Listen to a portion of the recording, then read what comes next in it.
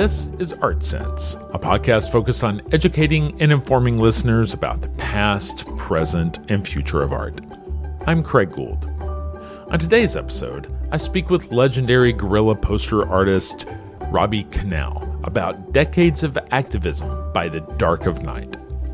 Conal's signature style combines grotesque and satirical grayscale portraits of U.S. political figures paired with clever, hard-hitting texts.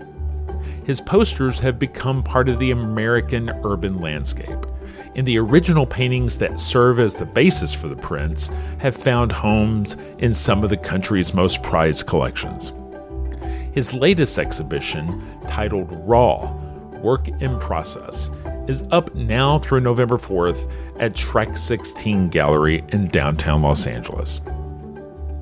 And now, a conversation about being a voice of conscience by the dark of night with artist Robbie Conal.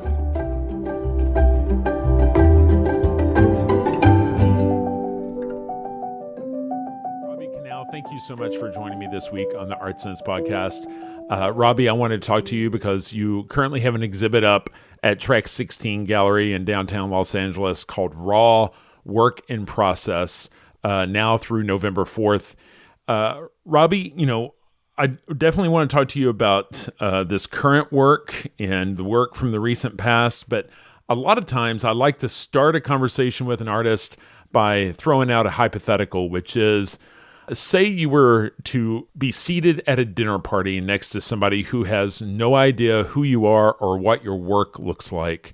Where do you start? Well, I tell people that unfortunately I'm an artist. I do satirical portraits of politicians, bureaucrats, global capitalists, televangelists, basically people who I think have too much power and have abused it, whether it's in the name of so-called representative democracy or capitalism or religion or consumerism or whatever.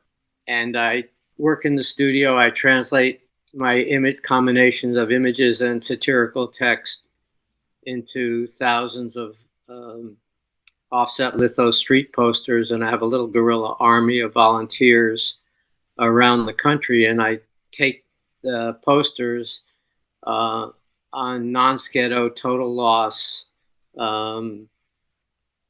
garage band guerrilla poster tours to major cities around the country where I meet local people in the middle of the night and put them up on the streets. Given how you described what it takes to wind up the subject of a Robbie Conal painting, it sounds like business must be good for you because there are no shortage of characters that fit that bill right now, right? I don't know if good is the right word, but business is busy, for sure. I'd like to go back a little bit. I feel like you are really entrenched in LA. How long have you been in Los Angeles? Well, I'm not in Los Angeles now. I was in the trenches, but I crawled out and went to the sea, back to the sea. I live in a little town on the Central Coast at the bottom of Morro Bay called Los Osos. But I moved to Los Angeles in 1984. Didn't start making street posters until 86. Oh, wow. My first one was Men with No Lips. Men with No Lips was Ronald Reagan and members of his cabinet, followed by Women with Teeth, Nancy Reagan, and a few women who were equally scary. I feel like maybe one of your most iconic images is Contradiction. I mean, what year would that have been? Like 88, yeah. In 87, I did Oliver North speak because he wasn't telling people what he was doing in the name of so-called representative democracy with the Contras in Nicaragua. It was actually part of a triptych, Hear, See, Speak, which was Ronald Reagan, John Poindexter, who was North's boss, and North. But I didn't have the money or the smarts or the chutzpah to borrow it or steal it to do all three as a triptych, so I just did Speak as the poster. Got it. But it was three paintings. When you got to California, that coincided with you starting to make what we think of as your kind of work, but that would have been mid-30s. That's really not the case. I got to California in the fall of 1963. I went to go, I had been at the High School of Music and Art in New York. And then I went to Brooklyn College for a minute, didn't like it. The first person I met there was a terrific young artist, a senior named Lenny Silverberg, who, as soon as he figured out who I was, told me to leave. And I landed in the Haight-Ashbury just before we knew it was the Haight in the fall of 1963. So I was in California for a long time. I was in the Bay Area until 76 when I went to graduate school at Stanford.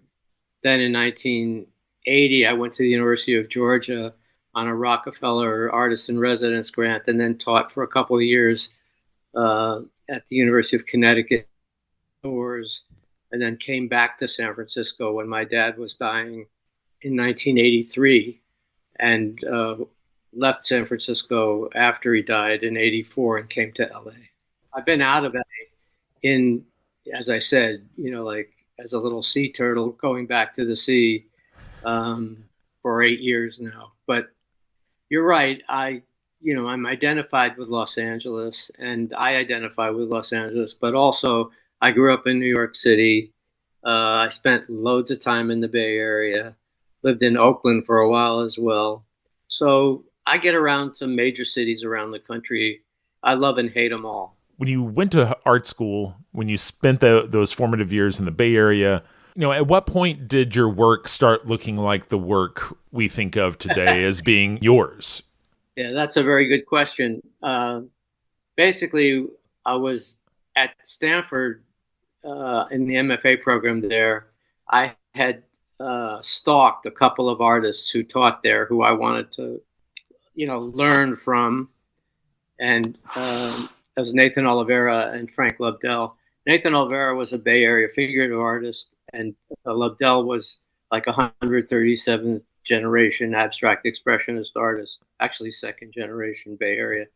And I knew their work better than they knew their work, but I was still making that kind of art.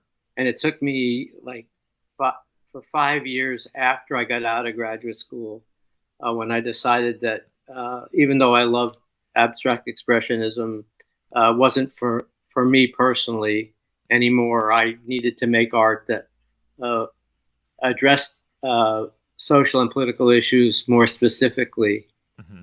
And I made 5 years of terrible art, trying to get myself around to what you and people know as my signature style, which is like a head and a word.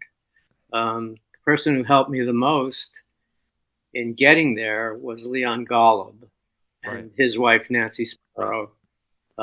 He was probably the greatest American political artist of his generation, if not other generations as well. And she was one of the greatest feminist artists in America. And they're kind of like my art mom and dad. They helped me.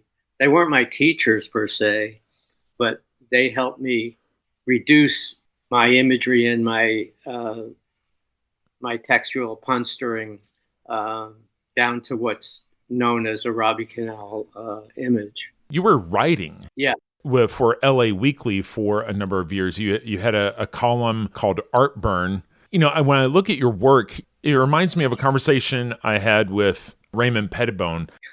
He sees himself as a writer just as much as he does a visual artist. Yeah, well, he's pretty darn good at it. I think one of your attributes or strengths is your ability to come up with the 2, 3, 4 word witticism that really connects with the image that you're putting there. I mean, do you see these little bits of poetry that you stick with your visuals as being part of a writing practice, or is it just part of what you call your art at this point? Yeah, it's pretty much what I call my art. When I was growing up, I grew up in New York City. I was a little New York wise guy, and the only things that I could really do, and still the only things that I could do minus one, is draw, play baseball, and talk smack. And I have an abiding love for colloquial American English. I think it's one of the most subversive forms of expression that we have. if used that way. And I do write, like before I even did Artburn, I was a feature art writer for the LA Weekly. Um, and then I started doing the posters that was like in 85, 86. And then the first poster I did, Men with No Lips, was in 86. And for a while, nobody knew it was me. But I didn't start Artburn until the great Sue Horton, who was editor of the weekly at that time, talked me into doing like basically one little poster a month in the back page of the LA Weekly, and allowed me a paragraph or so to gloss on those 3 or 4 sneaky little words that I was used to in my postering. As we sit here and you talk about your passions and who you are, I thought it was just a little ironic that I'm talking to you just an hour and a half away on a Friday afternoon, October 27th, from a very Robbie Conal confluence. The first pitch of the World Series tonight is being thrown out by George W. Bush. Yeah, how about that? That's one thing he's good at. There's baseball in your current show. That you've done baseball, but it's interesting because the baseball players that we see are minus a little flesh. They're minus all their flesh. They're skeletons. Yeah, one of my pet peeves about contemporary American fine artists is that almost all of the guys I met in LA, when I moved here, and the great LA artists, all wearing Dodger caps, all listening to Vin Scully. Baseball is the greatest studio companion of all sports because the games are so long, nothing ever happens, and the season is the longest of any major sport in the world. So you get a lot of time to hang out. But none of them, except me and Raymond, actually addressed baseball as subjects in their art, and me only maybe 20%. And Raymond, of course, had them clothed. Right. But I love skeletons, and I have a skeleton that's been with me, my buddy Stan the Man, in my studio for 30 years, and we collaborated on skeletal baseball pitchers. My hero being Doc Ellis, who pitched a no-hitter on LSD. How can you not love the man? Right.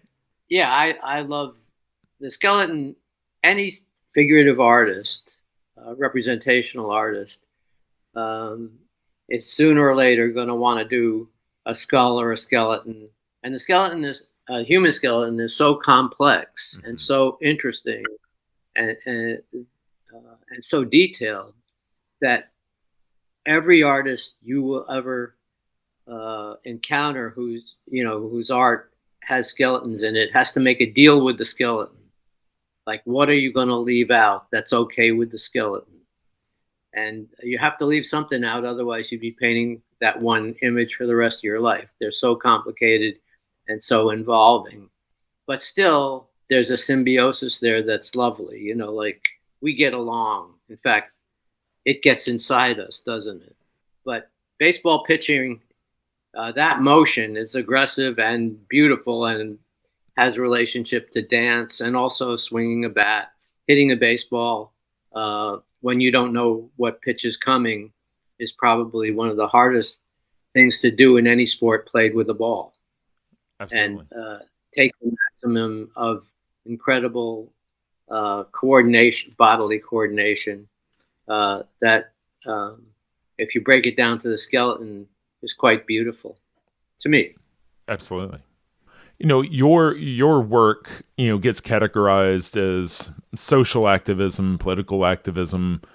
But when you're creating your work, when you go on your whistle stop tour to do the wheat pasting, who do you envision touching with your work? Who do you envision as being the viewer? I mean, are you hoping to reach the masses? Are you hoping to serve as like a dog whistle for the opposition to the establishment? Or are you hoping that the establishment may see a crack in their truth? I mean, who do you hope sees your work on the box of a stoplight and says, you know what, that's a good point? Well, whether they agree with me or not, the answer is all of the above. I mean, another one of my pet peeves about fine art in America and the cultural economy of the art world is that very few people get to see the art.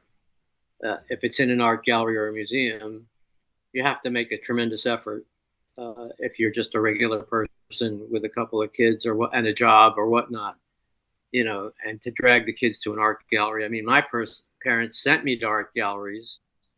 They actually sent me to art museums because they were busy saving the world from capitalist greed, and they wanted me out of the way. And they didn't know they knew what to do with an artist. Actually, they had a kid who was an artist. They were union organizers, and they thought, well, if he's not going to be Eugene V. Debs, maybe we'll drop, Daumier on him, drop Goya on him, drop the great on him, Jose Guadalupe Posada, and I did get that dropped on me. But when I finally figured out that I wanted to make art about social and political issues in America that I cared about, I also wanted to reach an audience of regular people on the streets, a little more expansive than, say, the fine art world. Since I was a little kid, the history of that kind of public art drilled into me or dropped on my head. I knew about it. I didn't know how to make a poster, but I knew about posters, and I knew the history of them, whether I knew that I knew it or not. And so the idea basically is to make this stuff for regular people on the streets. And all the other stuff, like cracking the establishment, blah, blah, blah, fluffy. Like Shepard Fairey, who's like a friend of mine, his greatest talent is distribution. Mm-hmm. And there is a threshold amount of saturation that is necessary in street art so that enough people will see it, that it reaches critical mass. And LA is one of the greatest places to do that because everybody's so conscious of surface. Like, they're great surface semioticians, like Angelenos will look at you and see what you're wearing, like your shoes, your clothes, the kind of car you drive, and they'll know what your favorite restaurant is. They'll know where you live. They're great at that. The problem with LA is so big that you really have to get immense coverage. The city that is ground zero for my work is Washington, D.C., and New York is easy for me. There's such a concentration of people and all different kinds of people, but also most of my subjects, are to be found around Washington, D.C. at one point or another. But I don't make the art for any politician to see or anything. I'm not trying to communicate with them. That's their problem. I'm just trying to express myself in public about issues that I care about, mostly democracy with a small d. I know that whenever you do this and you gather up your volunteers, you usually have a little bit of a briefing where you go over guerrilla etiquette. What are some of the what are some of the handful of things that it's important for these people to know, so that things that actually do get pasted up and no one winds up rubbing the wrong people the wrong way? Yeah, well, it's a little bit illegal, kind of like being a little bit pregnant, the way we do it, because we don't really ask for permission or anything. It's a minor form of civil disobedience, like nothing like Martin Luther King Jr. or anything like that, but just a little bit of fuck you, and part of the protest about the major crimes that I think these people are committing in our name or not. But so we always have the National Lawyers Guild on our side, and they have chapters and they do pro bono work, chapters around the country in major cities and others around the country. So it's always good I always try to tell all the graffiti guys and gals that I know it's important to have a good lawyer, understand your position. What does guerrilla mean? They have the power, you don't. But you got to, have some kind of relationship with the judicial system of America. And I usually would give my volunteers do's and don'ts, if you encounter people in dark blue suits with shiny accessories on the street, be very nice to them. They have a hard job, and you're not helping.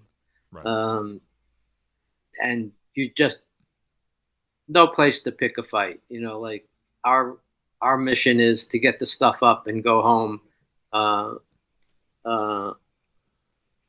And make a little love.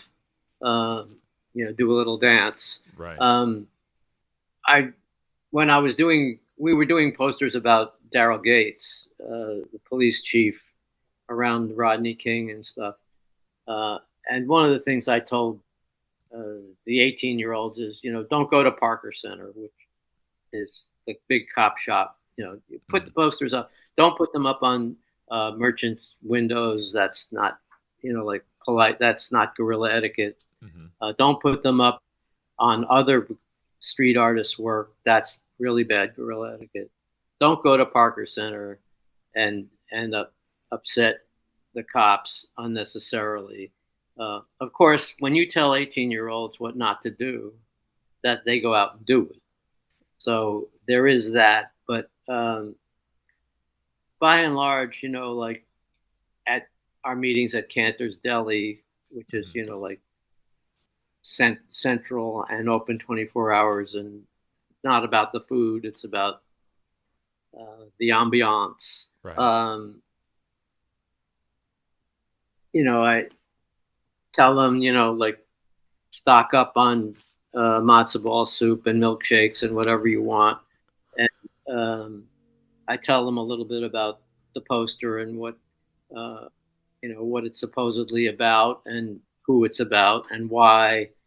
And then, a little bit of how to comport yourself on the streets. Sure. And to have a good time, but no running, be calm, be cool, be quiet, and have a good time. When I had Shepard on the podcast, he went into detail about the bad experience he wound up having in Boston. And I was just wondering, are there certain cities where the police are not quite as understanding it as others? I mean, are there cities that maybe you kind of skip on your tours because it's just not worth the headache? Well, we just did a poster of Kevin McCarthy, and it was the text was "What could go wrong?" And I'm not going to Bakersfield anytime soon. I threatened to go to Bakersfield, and my wife said, "You're not going to Bakersfield until you get your gun permit and you have a real posse. No going to Bakersfield." And I'm not big on the South either. We've been to the South. Austin, was okay. Mm-hmm. I've had close calls in the South. Got arrested in New York by Rudy Giuliani's anti-graffiti task force back in the day, jumping out of fake taxi cabs, plain clothes, and taking us directly to jail. In Los Angeles, my relationship with the political establishment and the police and the Board of Trustees at USC, where I used to teach, was they liked me fine until I did something, and then not so much. you make work beautifully of ugly things. And so emotionally, does that ever wear on you, the fact that your subject matter is not necessarily what you love? I know that you do have the opportunity from time to time, whether it's Nelson Mandela or, women's series that you did recently. But, as an artist, does it grind on you that you spend so much time with Kevin McCarthy and Donald Trump? Yeah, it does. It's like this, because it's cathartic to do in a way, but also, yeah, I get so fed up that I can't take it anymore, and I'll go draw cats, do cat portraits, or dog portraits, or do animals and owls and frogs and animals that I love. And also, my wife has always insisted that I do some inspirational women, and she's right about that. And so, Ruth Bader Ginsburg, AOC, Greta Thunberg. Let's see, I did Michelle Obama too. Mm-hmm. Maya Angelou, Angela Right. Davis, Toni Morrison. I'd like to do more. They don't really turn into street posters, but I do them, and it's a completely different kind of painting, actually, aside from the subject matter being people I love or really admire, which is totally different from my usual hatefulness. The technique is different.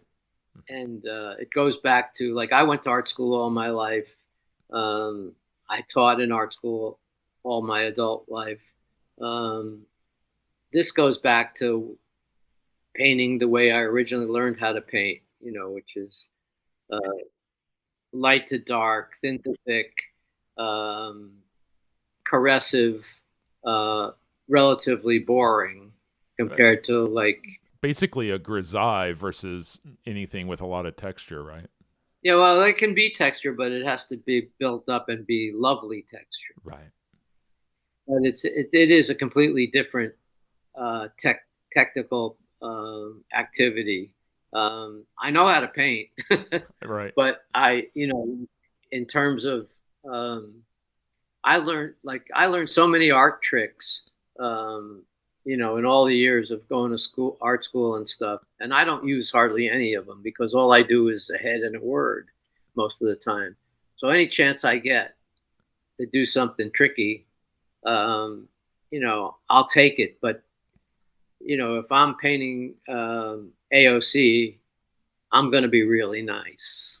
Right. If I'm painting Greta Thunberg, I'm going to be as lovely as I can possibly be, which is against my public image. Hurt my street cred right there. You have so much political fodder to work with right now, but do you think your attention may ever come back around to malignant capitalism and the billionaires that are at the top of the heap? Of course. Elon Musk is in the show at Track 16. I did a portrait of Bill Gates quite a while ago. Who's the guy who owns Fox again? Rupert Murdoch? Rupert Murdoch is in the show as a prune. Sure. So I get around to them. I get around to them. Right. Yes, I mean, they are as dangerous, more dangerous than probably almost any politician, aside from Trump and this new guy who's like, right of Attila the Hun, who's now the Speaker of the House. I got to get to work, man. I got to get off and go do Johnson. Nice talking to you and everything, but like you said, duty calls.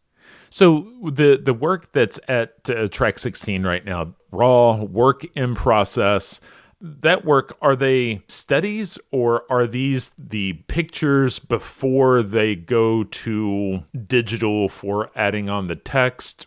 It's your classic imagery, but there aren't as many words in the show. Right. Because this is unfinished.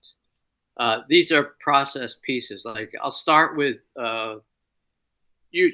A lot of the times I'll start with a pencil sketch, and then almost all the bad guys and gals in this show are acrylic black paint and a little bit of oil paint on the illustration board, and they're not finished to the point of a poster. Jim Jordan, who's douche nozzle, that finished piece in oil is in the show with the text. If you're wondering about that text, douche nozzle, and I hope you are, I'm curious. I'm going to tell you. I'm going to tell you about it anyway. When I was doing Jim Jordan, he's from Ohio, and I have some friends from Ohio, and they had been on me about Jordan, and they don't need to get on me about Jordan. They were just venting. But one thing they did tell me is, like, when we're talking about colloquial American English and slang, there are regional differences and specialties in slang, American slang. And part of Midwest slang, the unnice epithets from the Midwest, one of them is douche nozzle. Another one is twat waffle. So they said, you have your choice. What are you going to do? Twat waffle or douche nozzle? And I said, well, I'm very politically correct, so I think twat waffle is a little bit sexist. So we'll go with douche nozzle. And that pleased them. So I'm down with it. But it's just spectacular. The language is spectacular. I'll tell you a baseball story about language. So the San Diego Padres had a new stadium built right in downtown San Diego. And Petco, the pet food company, huge company, paid like $15 million, $20 million for naming rights. So it's Petco Park. Well, I was at one of the early games at Petco Park, and then went to a watering hole to hang out. And people at the bar who had been to the game were talking about the park, and they didn't like it particularly for some reason. And so they started calling it the litter box, like for kitty, like for cat poop, and it became the litter box. So Petco Park, ask anybody who really knows, and it's the litter box. I think that's genius. Personally, I think that's great Americana, and you can count on regular Americans to come up with this stuff every time. And so I just try to channel that a little bit and use puns and turn the official English language upside down and shake it for loose change. And it can be done. It will be done. Thank goodness. So on those finished pieces, when there's wording, are you always the one painting those on there, or is it digital? On the original paintings, they're hand lettered. I do it. Yeah. Unfortunately. Right. Another pain in the ass. I had an assistant, Goldilocks, who ran my studio for a few years, just me and her. We had too much fun together, so it couldn't last. But she's a certified sign painter. And she was always saying, like, oh, come on, Robbie, I'll do it for you. No problem. And I just couldn't let her do it. Yeah.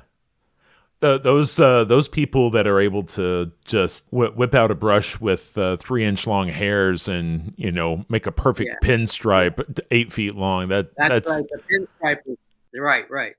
Fantastic. Yeah, I'm like I have no idea. She was so good. She was too good for me. Like that just wouldn't look funky enough. Nobody would think it was me. I couldn't let her do it. But yeah, the originals are all hand painted. So when on Instagram, sometimes, I have a typeface that I like, a dripping type. Hmm. My buddy Twist, Barry McGee, who's a great street artist. If you haven't had him on, he's a delight, and so incredibly talented. And all those guys make way too much work, man. They just are fantastic. But he had a saying that he told me. He says, "If it don't drip, it ain't street." And so, like, I'm always dripping when I'm doing street. Dripaholic, right? Yeah, dripaholic. That would be Jackson Pollock. He's in the show. Exactly. So let me ask you, what has it been like trying to walk that tightrope between street art, art galleries, art world cred? Has it been tricky for you to have a foot in the gallery and a foot out on the streets? Okay, here's how it works. I'm going to tell you this because you asked. The art gallery world, by and large, loves my work on the street, not so much anywhere else. Love your work, Rob. Great work on the street. Business owners, city administrators love my work in art galleries, not on the street. Love your work. Be an art gallery, Rob. Stay off the streets. So that's where I'm at. And I say that proudly. It took a very long time for graffiti and street art to come inside and, break through into the fine art world. The thing that actually made that happen is the fashion industry. Because if you have a great piece on the streets on a wall, how are you going to monetize that? Since cultural capitalism is all about selling product, unless it's Banksy, where people will actually take the wall.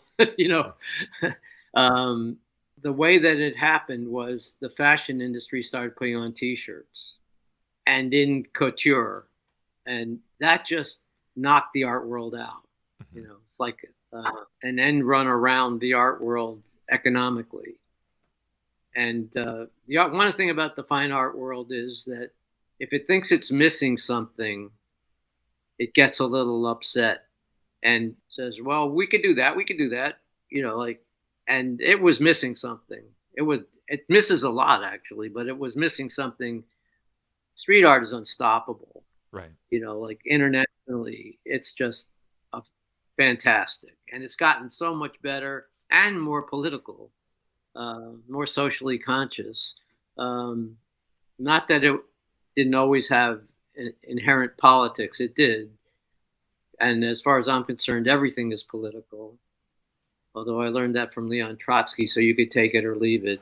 But street art is initially, an expression of I exist and a protest against people who think you don't, and try to make sure you don't in some cases.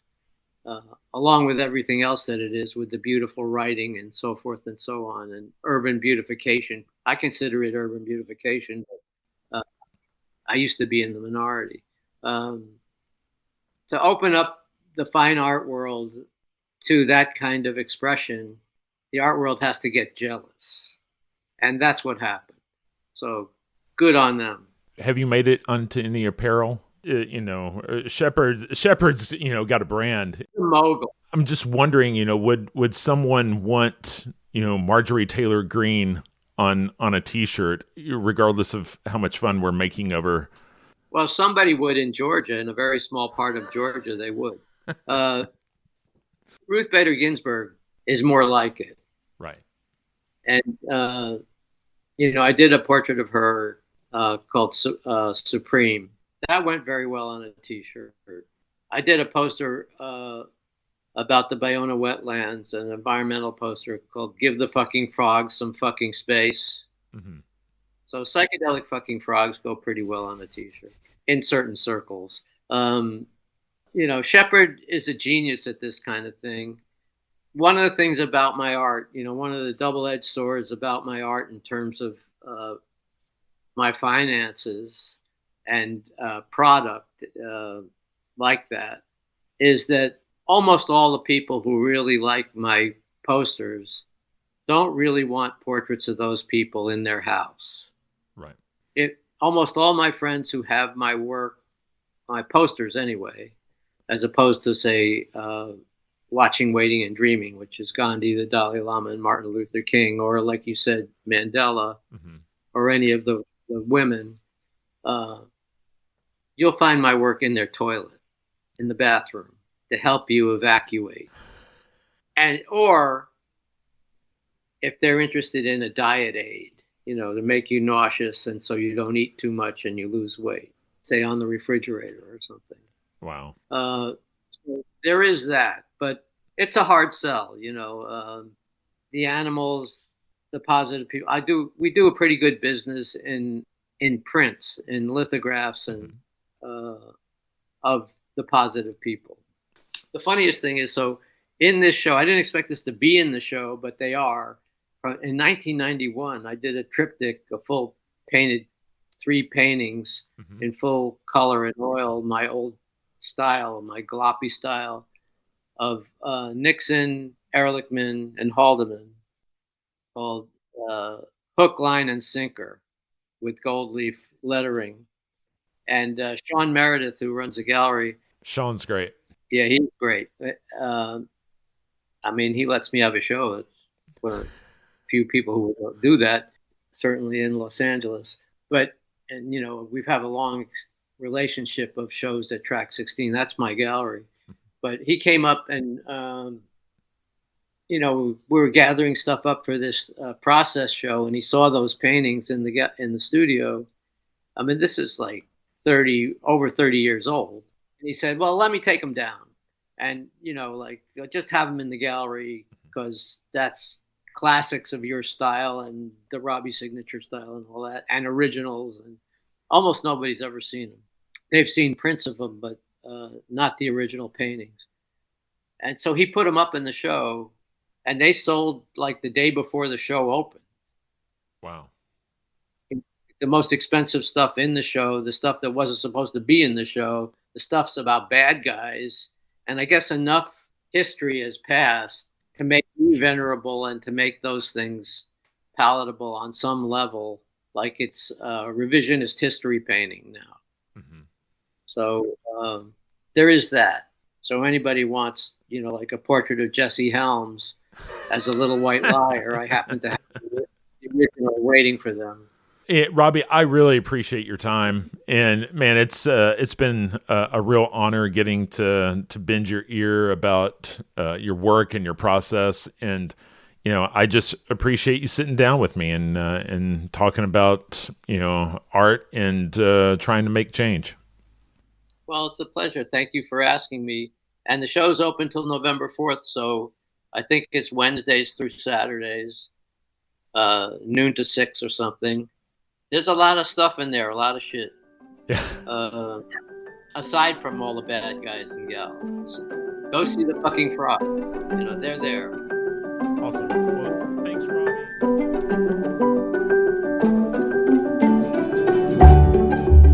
That's all the time we have for this week. You've been listening to ArtSense. You can find the show on Apple Podcasts, iTunes, Google Play, Stitcher Radio, Spotify, or your favorite podcast app. If you've enjoyed this podcast, be sure to subscribe. And while you're there, please rate the show and leave a quick review. Your feedback is the key to other folks finding us. And if you'd like to see images related to the conversation, read the transcript, and find other bonus features, you can go to cambia.art and click on the podcast tab. If you'd like to reach out to me, you can email me at craig@cambia.art. Thanks for listening.